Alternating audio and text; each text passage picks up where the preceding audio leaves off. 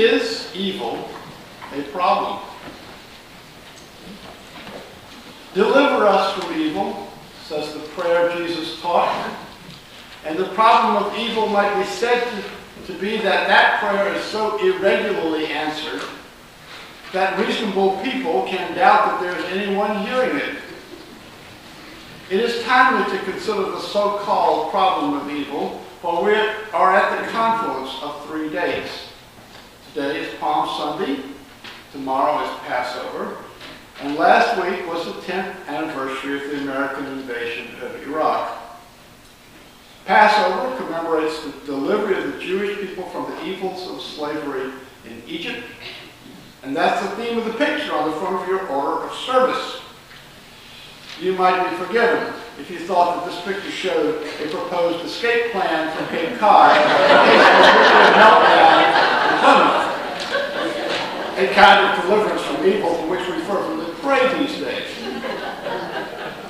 Palm Sunday, on the other hand, commemorates the hopes of the followers of Jesus that he was the promised Messiah and would free them from the evil of Roman oppression, a hope that was cruelly dashed by his crucifixion at the end of the week. So both of these annual commemorations have to do with deliverance from evil. And the Iraq War was sold successfully to the American people as a project to deliver the Iraqi people from the evils of Saddam Hussein and the Mideast region from the evils of weapons of mass destruction. 10 years ago, I led a delegation from my Wakefield congregation onto the Boston Common with thousands of others. And this congregation put displays on its front lawn to make the point that the invasion of Iraq would be a greater evil than the evils we were supposedly fighting, an assertion that tragically turns out to have been correct. For it is a sad fact of history that attempted deliverances from evil often lead from the frying pan into the fire. The ancient Israelites were delivered from Egyptian slavery to wander and starve in the desert for 40 years. The Messiah hailed on Palm Sunday is executed like a common criminal on Friday, and the Iraqis turned out to have no weapons of mass destruction. But that tendency of the fight against evil to lead to other evil is not really what is meant by the problem of evil. The classic problem of evil is a problem with belief in God as God is conceived to be. Traditionally, God is conceived to have 3 attributes. He, she is omnipotent, or all-powerful, omniscient, or all-knowing, and omnibenevolent, or all-good. The problem of evil is, if God is all these things, why is there evil in the world? The question sounds very abstract and bloodless when put this way. But it can be terrifyingly real and overwhelming when very bad things happen to us. When you get that call from the state police in the middle of the night, when you get that bad diagnosis from your doctor, when you discover that your business partner has stolen all the money that you worked for years to earn, you ask, how could there be a God who would allow this to happen? God is often conceived as a parent. And those of us who have been parents know, as President Obama said in the wake of the Connecticut shooting, that the first job of a parent is to protect your child. I can remember, through the haze of 30 years, 2 instances in which I fell down on this responsibility with my son Luke. One was at Folly Beach when he was about 5, and I was playing airplane by holding him by one hand and one leg and whirling him around when his wet limbs slipped from my grasp and he fell on the sand, leading to a trip to the emergency room. The other was when he was learning to ride a bike, and I started out running with him and let him go, but a little too early, and he wobbled and fell, scraping his face, and an injury that still can be seen today. My first ministerial settlement was in Wakefield, which was the 5th oldest Universalist church in the country, still open today, as near as anyone could tell. When I got there, the district executive gave me this little book by Alfred Ziegler, a theological reflection written in 1959. It's called Foundations of Faith, and it is important to me because it is the last time anyone attempted to articulate a Universalist theology before the consolidation with the Unitarians in 1961. It is probably the last book printed by the Universalist Publishing House at 16 Beacon Street in Boston. And I was struck then about 14 years ago by Ziegler's assertion that in a universalist framework, the problem of evil does not exist.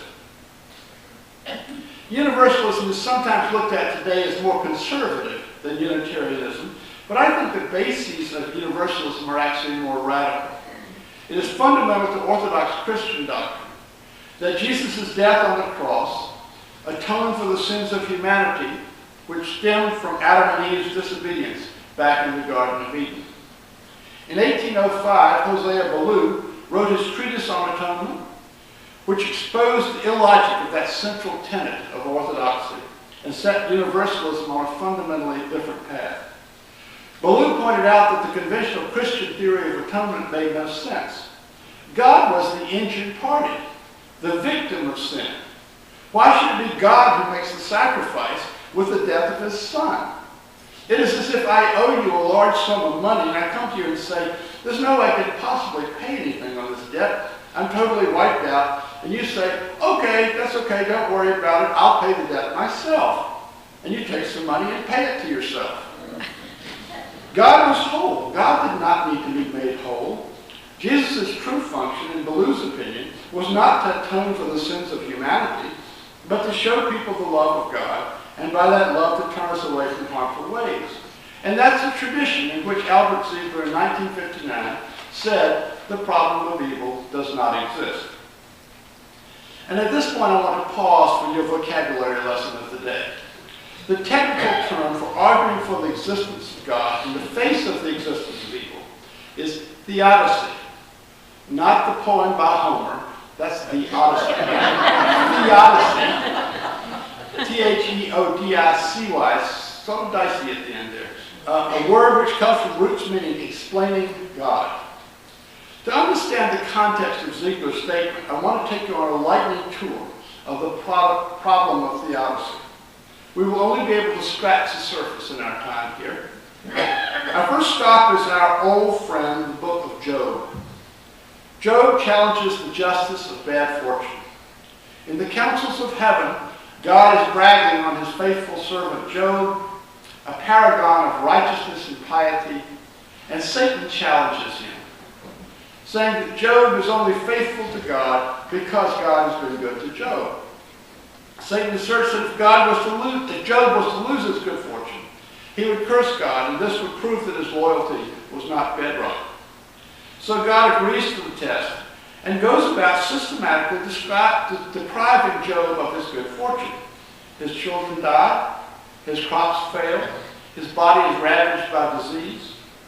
Job's friends come to attempt to comfort him, and they assert that he must have done some secret sinning because he was clearly being punished. Job denies that he has sinned and loudly calls on God to explain himself.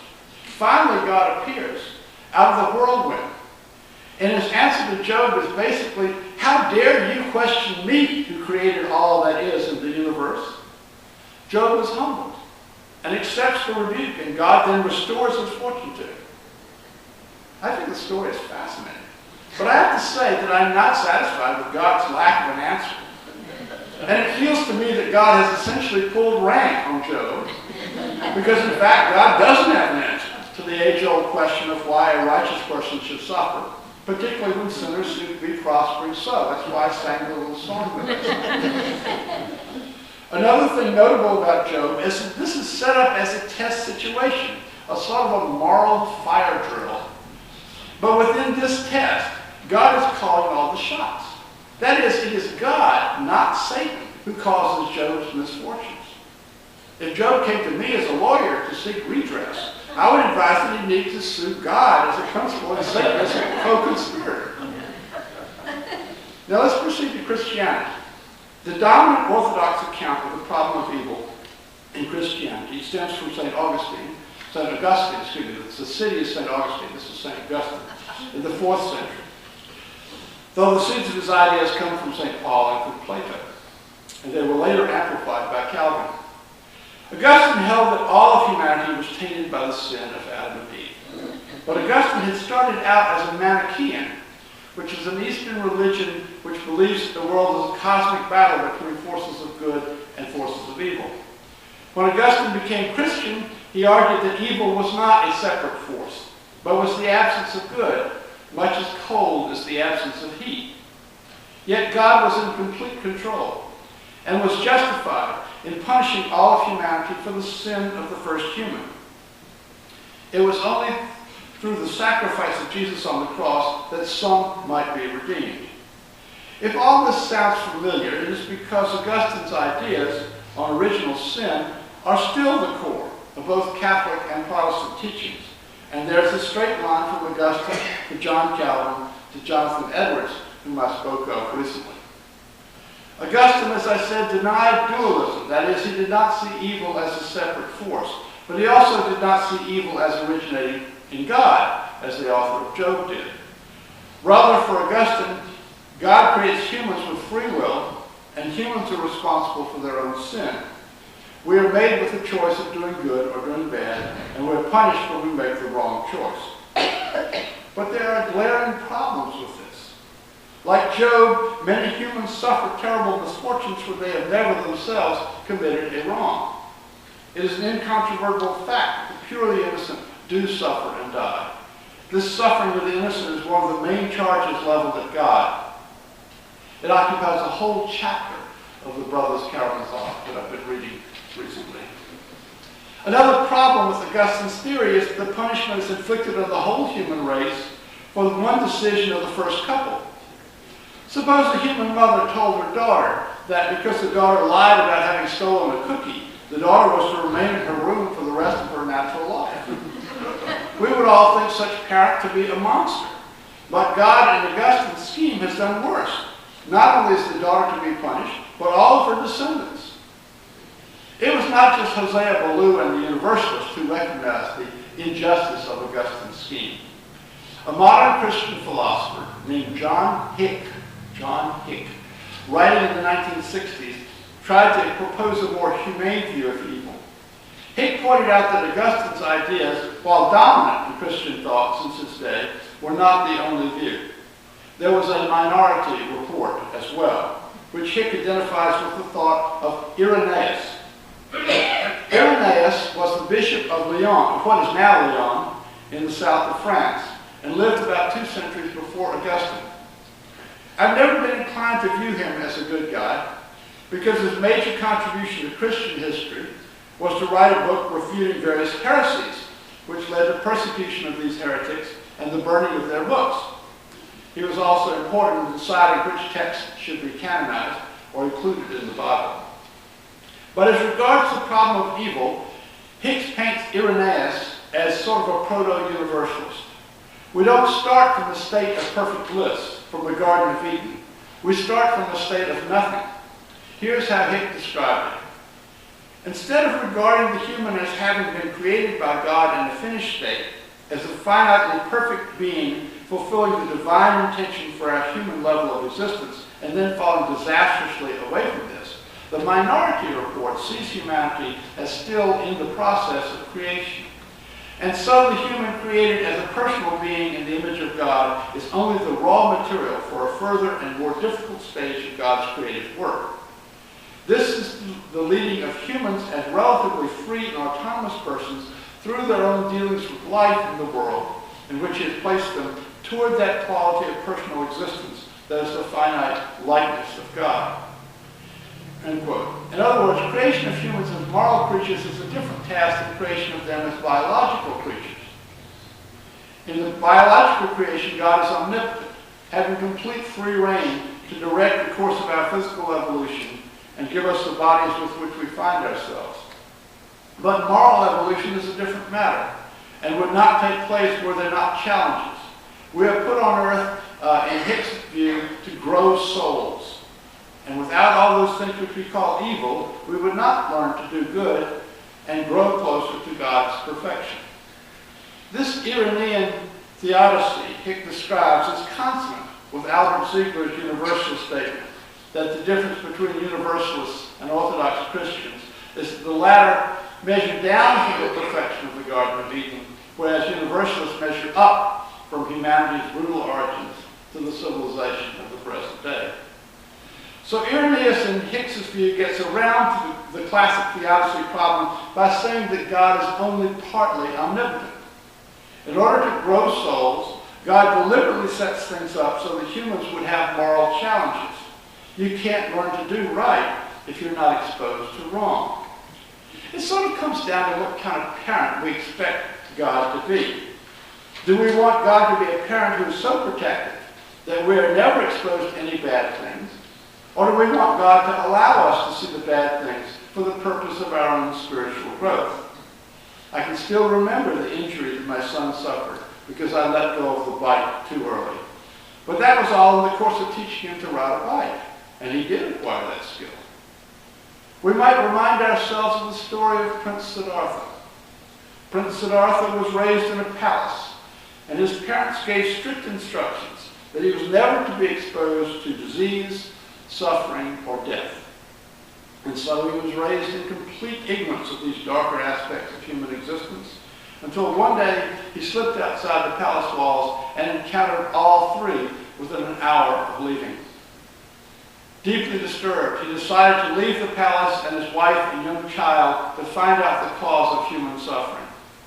After trying and rejecting an ascetic path, he became enlightened in one night while sitting under a Bodhi tree and was known thereafter as the Buddha, the Enlightened One. If Prince Siddhartha had never left his palace, his overprotective dad would have deprived him of vital spiritual growth and would have deprived the rest of us of his great insights. And the Buddha's insights make a useful contrast with the classic problem of theodicy in the great Western religions.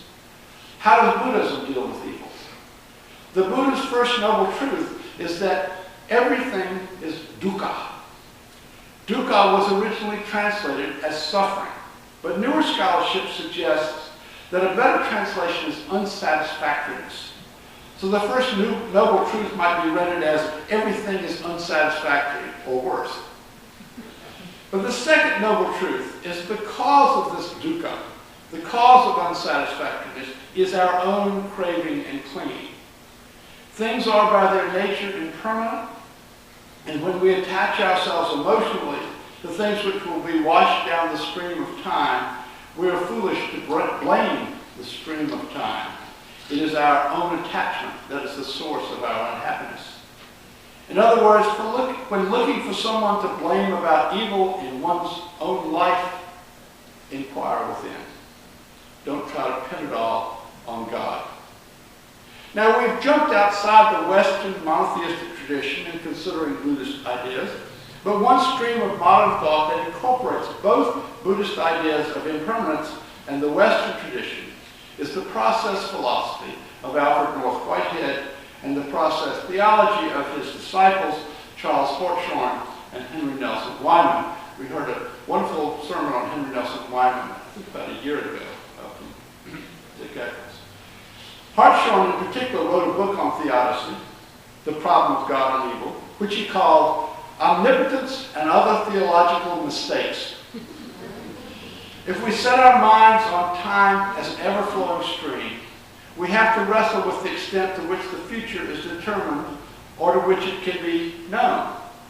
Whitehead basically conceived that we're always surfing on the crest of a wave.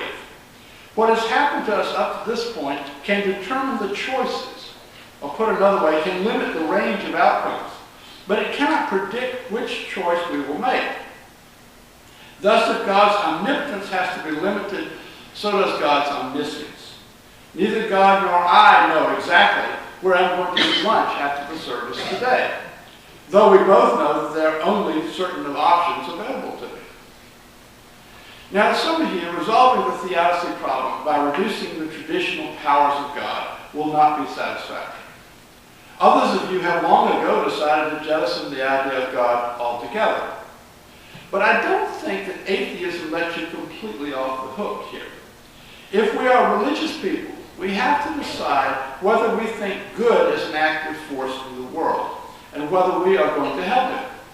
This is not something we decide once and for all, but rather it's a daily thing. So, is evil a problem? Yes, whatever definition of evil we use. Evil creates a problem for belief in God if we insist on a God with all the traditional attributes, omnipotence, omniscience, and omnibenevolence. But it is a problem only for those humans who seek to get back to the Garden of Eden. Gardens are great things. This time of year, many of us are itching to get back to our gardens, but they are not the places of perfection, moral or physical. They are messy. Every seed holds a promise, but the promise is very contingent. Our founder, Peter Flack, once wrote a book called The Blessings of Imperfection. That is the world we live in. Messy, imperfect, riddled through with all kinds of things which might be called evil. Moreover, it is a problem only for those who expect God to protect them from every bad thing. And some of us do. Some of us will pray in all seriousness that God keep the traffic light green because we are running late for our hairdresser appointment. We do not stop to consider that the motorist on the cross street who gets the red light may need to get home to her medicine before she goes into insulin shock and dies.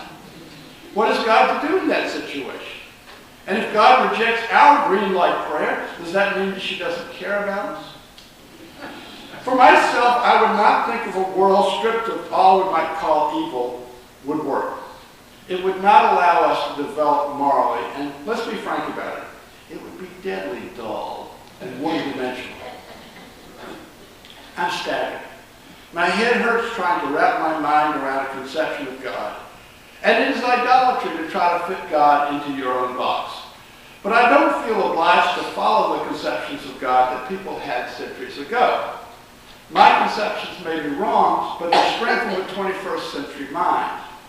The God I can believe in designed this force we call evolution, which is a process without an end point. Therefore, we are all co-creating a world whom none can predict, not even God. As we become more conscious and more cooperative, we can influence evolution to make the whole human race kinder and gentler.